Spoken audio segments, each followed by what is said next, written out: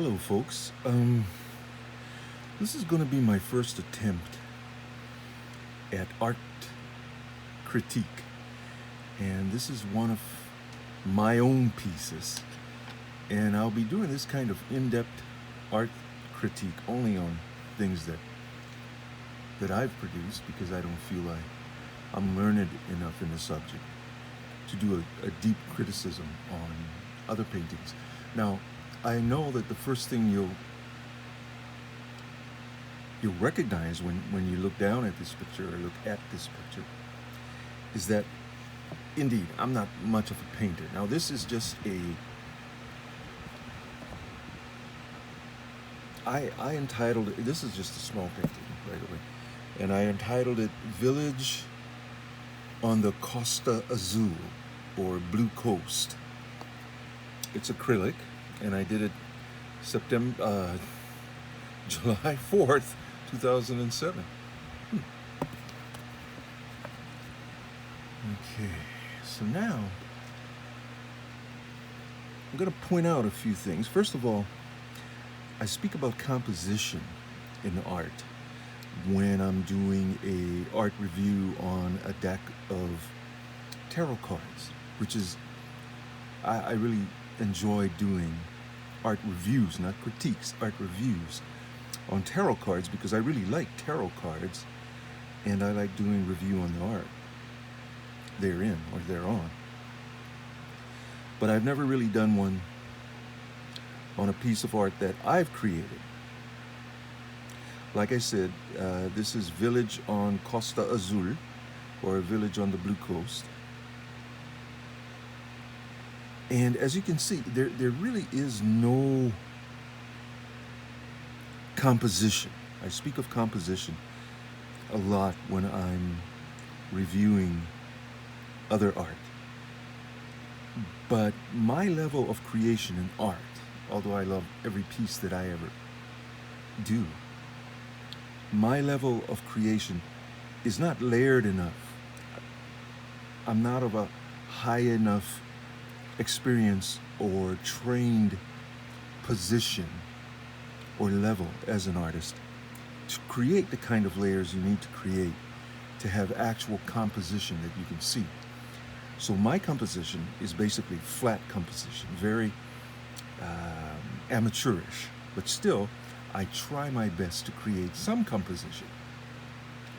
And for me, when I was doing this particular painting, and I think many artists would agree that you want to try and have composition starting out in the middle here. So I bunched up the buildings on purpose right in the middle, and then they get bigger and more space between them, or more space as far as the surface of the building is concerned as you get further out, which is what I did here. Now, my creation, or my paintings, a very important part or feature of any artist's ability is the ability to paint light. And as you can see, I am not very good at painting light. I mean, I tried a little bit over here, because for me, the moon is like out here, you know, up here in the sky somewhere, you know, behind but in front, and I couldn't quite place where I wanted the moon to be in the reflections. Now, obviously, the light on this panel of this building is a bit too bright, but what I concluded after I looked at the completed painting is that it actually helps with the composition, because it pulls your eye to the center, and then you can slowly move out from there.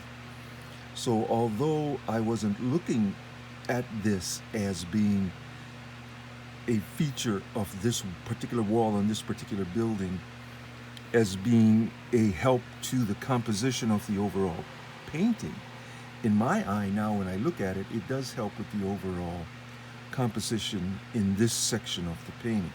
It sort of brings it out, and then this roof slides it back up, the darkness, with a little bit of lightness or lightness in color here on this particular wall of that building. Now here, what I wanted to do, and you see this little yellow greenish glow here. And these two buildings here in this alley actually connect here. And this is the kind of building style you would see in old Europe, or even here in Hawaii in the old town area, where the buildings abut right against each other. The building codes back then didn't have the 10-foot drop back between buildings, between structures, and so they used up every space. So what I wanted to kind of do in this portion of the painting was connect these two buildings, have this other one in the back, and the roof is slanting a little bit down, so I wanted to show that the topography on this side of the flatter part of town was starting to change, was starting to go more downhill in that area, and so the building, the aperture or the angle of the building is starting to move, because the ground is in a different topographical motion. So what I wanted to try and do with this yellow and green here was indicate that there was something going on between these two buildings, but in front of this building. And to my thinking at the time, if memory serves, I was thinking that there was a bunch of guys behind here gambling, and they had a little 55-gallon drum going that was burning, street lamp, your ordinary poor man's street lamp, a 55-gallon drum with stuff burning in it. So that's what I was trying to bring out there. Now the moon, as far as the lighting coming in from the moon, which is supposed to be from this area, works a little bit here. And if I look at it now, and first of all, this line of this wall was supposed to have been more like this than straight and a little bit below that one, because it's the same building. So the actual optical effect of that is that you think the building is kind of crooked or something. But in any case, that's just a problem with my actual ability to draw a line where it's supposed to be. But if the moon's coming from here, it's like there's got to be an open space in the back here, because the moonlight is seeping onto this light, onto this wall. And here I have this a little darker area in the white, because what I wanted to try and suggest was that the moonlight coming off of this larger surface was actually reflecting on this surface, and that's why it's kind of broken up, I should say. And then you have this wide area, which I suppose you can consider the piazza of the little village, or one of them, town center or something. And I wanted to keep it stark. I wanted to keep this particular painting, or the composition of it, so to speak, I wanted to keep it sparse. I didn't want to fill it up with tables and chairs and maybe trees and potted tree plants or anything like that. I wanted it just to be minimalism here at night, just almost a feel of complete abandonment. And in my mind, to create that feeling of almost complete abandonment in this small section of town, my mind, for some strange reason, said, I don't want to put windows in any of these buildings, and heaven forbid, show a light coming out of that building. Of course, that thought diminished as I got to the end of the painting, because I said to myself, okay, this is the biggest building in the painting. It's got to have some light coming out of it. You've got to show some life in this small little village, and that may, in fact, enhance the overall scenario that I'm trying to create of a very sparse, minimalist town in the middle of night where there's nothing there. A little bit of light going on here for the reason I already explained, and then you got light here. It's like almost like a beacon. There is life in this town. Wow, look at this. There's just nothing here. There's something going on around here. I don't know exactly what, but look, somebody's home over here. So there's somebody in this town. And I didn't want to have, because I thought it would be almost cliche to have a roiling bunch of clouds up here or something like that. Yeah, and the portent of that being a storm coming to the village. I didn't want to do that, but I wanted to show a little bit of disturbance in the sky. Not much, but a little bit, you know, in the sky. And so put this a little bit more dark here on purpose. I remember doing this on purpose, where almost as a cap to the light, or and therefore life that's going on between these two buildings here, is like a cap of weather over it. Like their own little tiny black cloud has come over to rain on them, because they're in the back here gambling, and you know, they're the dregs of the village here, and they should be out working or sleeping at this point because they got to go out work tomorrow. But no, they're cavorting over here and gambling or whatever they're doing. You can take your imagination and decide for yourself what the people between this two building, in what obviously is an alleyway, then between this building and this building, what the heck they are in fact doing. But it seems to me like it's going to be nefarious, or at least lightly nefarious, whatever it is they're doing. And the last aspect of the painting that I wanted to go over, at least the way I'm looking at it right now, is this alleyway. This alleyway intrigued me the most when I was doing the painting. Excuse me, I took a sip of tea there. This alleyway right here intrigued me the most and gave me the most delight to paint. Right here, this alley. Now I know it's just a little, ends up being just a little triangle of space, but it intrigued me. That alleyway intrigued me. And that's the kind of thing I look for in a painting, in parts of any painting. What in that painting, especially if it's like of buildings and that kind of thing, or even a a countryside painting, or painting of a river and the shoreline. I always look for crooks and crannies in those paintings, and also in my own paintings, that I feel are some of the most interesting features or parts of any painting. And so for me, when I created this, it was, I want to give whoever's looking at it a feel, obviously, that this is an alleyway. But I painted a little darker, and there's obvious reasons why it should be darker in an alleyway. And especially this one, because it's so close to the other building. Now this, you couldn't really call an alley. This is more like an open space, or as I referred to it earlier, a little piazza maybe in the middle of the one part of the small village. But when you look at this painting and you look at this alleyway, and you take into consideration what might be happening down this alleyway, who might have set up their camp for the night down this alleyway. Maybe the town drunk, as we used to call them back in my day,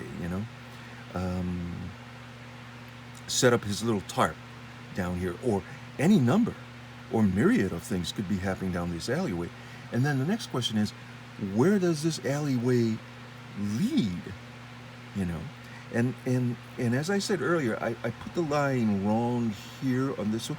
If I had gone with more of a curve up this way, the way it's supposed to be, to make it look like a building that's standing flat, then this area here I would have painted, 20/20 hindsight, a little darker. And this could have been another alleyway that led and came to a juncture in the back of this building somewhere. So that, to me now, after the fact, I look at it, I could have made the painting more interesting to my eye if I did that, but I didn't. And I'm not going to change it, because this is what I saw when I was painting. However erroneously I saw this part while I was painting in my mind and transferring what I saw onto the canvas. And speaking of canvas, this is a hardback canvas. This is canvas wrapped around a piece of hard cardboard. And it's a panel, canvas panel, like it says here. And that's what I enjoy painting on more. Now, obviously, this is a small one. It's 6x9, is it? 5x7. And I have bigger ones. And the ones that I paint that I like the most are the 12x17s. And I've got a few paintings on that size of panel canvas. And the reason I like the panel canvas is it's easier to paint, especially, and I've made this point many times already in this video, and I always repeat myself, but you know, redundancy is in my bones, I think. But nevertheless, my level of artistic ability, especially when it comes to painting, is very minuscule. But I love to paint, so I paint. I want to express myself through painting and other mediums, and I do. I go for it. And on this particular occasion, this is what ended up being. But it's much easier to apply paint, and this is acrylic on canvas. Acrylic paint, not oil paint, not watercolor, but acrylic. And I find that acrylic paint is much easier to work with, especially if you're not trained well in brush stroking. You know, because with oils, the brush stroke becomes very, very important to highlight and fade away and bring forward and take back in the image, creating 3D effects with the layers of oil, because it's a thicker paint, but it's harder therefore to work with, in my opinion. So this is acrylic, and it spreads much easier, in my opinion, and it's easier for an artist at my level of unexpertise to use. And the overall memory I have of this particular painting is that I really, really, really enjoyed painting it. It was a lot of fun to paint this, because, you know, I mean, who doesn't dream sometimes of being, you know, in the Caribbean, and you're in a little village, a Greek village or something like this, and you're there, and maybe your hotel is way down over here, you know, in the touristy section, way down in the distance, and you're by the ocean and so on and so forth. But this is like one of the villages in a small town like that. And I wanted, like I said, to keep it sparse, nothing cluttering up the area, just so you can have a view of this tiny, almost abandoned village at night, which would have been the complete, at least the idea of the composition would have been, without this and this, a completely abandoned scene of downtown, or, you know, the downtown of a small village. But as we covered earlier, there's something going on here behind this building, and there's somebody actually alive here, because this is a bright light and something's going on in there. You don't have a light this bright if you're sleeping for the night, or if the place is closed for the night. And in any case, one more thing I wanted to mention. This little pointer that I'm using now is just something I found in the utility drawer, because, you know, I'm going to have to point out different sections on a painting, especially when I do these reviews of paintings that I've done, you know, myself. What I have in order, and this is a Porcelli Bluestone worry stone that, you know, you can carry, and it helps you when you're tense, and, you know, it's palm stone. But this same Porcelli Bluestone, I have a pointer coming in. It's actually a wand, and it's about, I don't know, 12 inches long, a little shorter than that. And it's shaped like a wand, and it's of Porcelli Bluestone, turned, you know, lathed Porcelli Bluestone, and it, you know, it's like a wand, and then this end will come out real nice and pointy.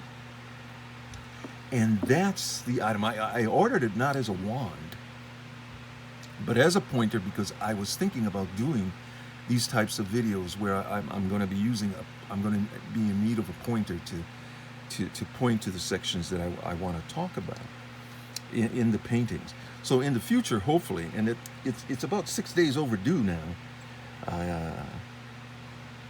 but when it does come in, that's the pointer I'll be using from that point on, because It looked pretty magical to me when I saw it online, and everything made out of Persili bluestone for me is magical because of its association with druids and druidism, a topic I'm very taken with, a topic that intrigues me very much, and some of my past videos here have indicated that. Well, that's about it. This is my first critique of one of my own paintings, and I hope you enjoyed it. Kindest thoughts, and I'll see you next time.